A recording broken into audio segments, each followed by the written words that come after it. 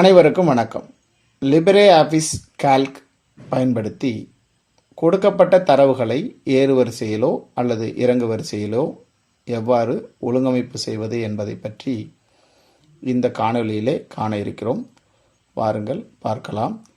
அதற்கு லிபரே office Calc open செய்து அதில் மாணவருடைய விவரங்களையும் அவர்களுடைய உயரங்களையும் இங்கே பதிவு செய்து வைத்திருக்கிறோம். இந்த உயரங்களை தான் நான் ஏறு வரிசையிலோ இறங்கு வரிசையிலோ, அதாவது உயரம் கம்மியான மாணவன்லேருந்து உயரம் அதிகமாகவோ அல்லது உயரம் அதிகமான மாணவன்லேருந்து கம்மியான இதுக்கோ மாற்றி அமைக்கணும்னு ஆசைப்பட்றேன். இப்போ நான் மாற்றி அமைக்க வேண்டிய இந்த உயரங்களை முதல்ல செலக்ட் பண்ணிக்கிறேன். அடுத்ததாக இந்த மெனு பாரில் வரிசையாக நீங்கள் பார்த்தீங்கன்னா அதில் இசட்ஏன்னு சொல்லி ஒன்று இருக்கும். அது பேர் ஷார்ட், அதாவது ஷார்ட்டிங்னு சொல்லுவோம். அதை நான் கிளிக் பண்ணுறேன். அது உடனே என்ன கேட்குது அப்படின்னா எக்ஸ்டெண்ட் செலெக்ஷன் கேட்குது. ஏன்னா நீங்கள் உயரங்களை மட்டும் மாற்றி அமைத்தால் இந்த பெயர்களுக்கு இந்த உயரங்கள் மாறி மாறி வந்துடும். அதனால் ஒருவேளை நான் இந்த ஒரு விவரம் மட்டும்னா கரண்ட் செலெக்ஷன் கொடுத்துடலாம். பட் நான் என்ன பண்ண போகிறேன், எக்ஸ்டெண்ட் செலெக்ஷன் கொடுத்தா இந்த உயரம் மாறும்பொழுது அந்த பேரும் ஆட்டோமேட்டிக்காக மாறும். அதனால் எக்ஸ்டெண்ட் செலெக்ஷன் கொடுத்துட்றோம். கொடுத்த உடனே அடுத்தது என்ன கேட்குது, அசெண்டிங்காக டிசெண்டிங்கானு நமக்கு ஆப்ஷன் கேட்குது. ஸோ டிசெண்டிங்னா என்ன அர்த்தம், உயரம் அதிகமானதுலேருந்து கம்மியாக, அசெண்டிங்கிறது சிறியதுலேருந்து பெருசு. நம்ம ரெண்டையும் செய்து பார்ப்போம். இதில் காலம் சிங்கிற இந்த காலமில் இருக்கிற டேட்டாவை தான் நம்ம இப்போ அசெண்டிங் டிசெண்டிங்கில் மாற்றுறோம். இந்த காலம் பி வந்து ஆட்டோமேட்டிக்காக அதுவே மாறிக்கும் அக்கார்டிங் டு சி, ரைட். இப்போ நான் ஓகே கொடுக்குறேன். என்ன நடக்குதுன்னு பாருங்கள்.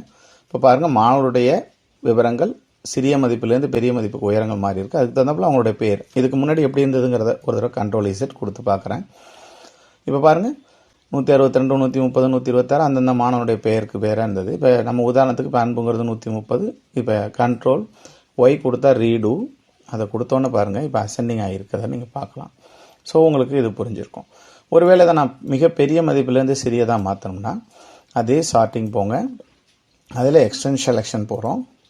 அதில் டிசெண்டிங் அப்படிங்கிறத செலக்ட் பண்ணிவிட்டு ஓகே கொடுக்குறேன். இப்போ என்ன நடக்குது பாருங்கள், மிக உயரமான இதுலேருந்து இதுக்கு மாறிடுது. அப்போ எண் மதிப்புகளுக்கு மட்டும்தான் கொடுக்க முடியுமா, பேர்களுக்கு கொடுக்க முடியாதான்னு கேட்டால் கொடுக்கலாம். அதுக்கு பாருங்கள், இப்போ இந்த நேம் உள்ளதை நான் செலக்ட் பண்ணுறேன். இதில் ஷார்ட்டிங் கொடுக்குறேன். இதுலேயும் எக்ஸ்டெண்ட் செலெக்ஷன் கொடுத்தாகணும். ஏன்னா இப்போ பேருக்கு ஏற்றாப்புல நம்பர்ஸ் மாறணும், ரைட்.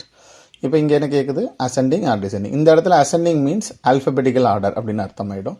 ஸோ இப்போ ஏலேருந்து வரிசையாக போதான்னு பார்க்கலாம். ஓகே கொடுக்குறேன். இப்போ பாருங்கள், ஏ அடுத்து பி, அடுத்து முதல் எழுத்தை வச்சு இதே விஷயத்த நீங்கள் டிசைனிங் கொடுத்தீங்கன்னாக்க இசட்லேருந்து ஏக்கு மாறுறதை நம்ம பார்க்கலாம். அதனால தான் A to Z, Z to A அப்படின்னு கொடுத்துருக்கு. ஸோ ஹோப் உங்களுக்கு ஷார்ட்டிங் புரிஞ்சிருக்கும்னு நம்புகிறேன். நன்றி.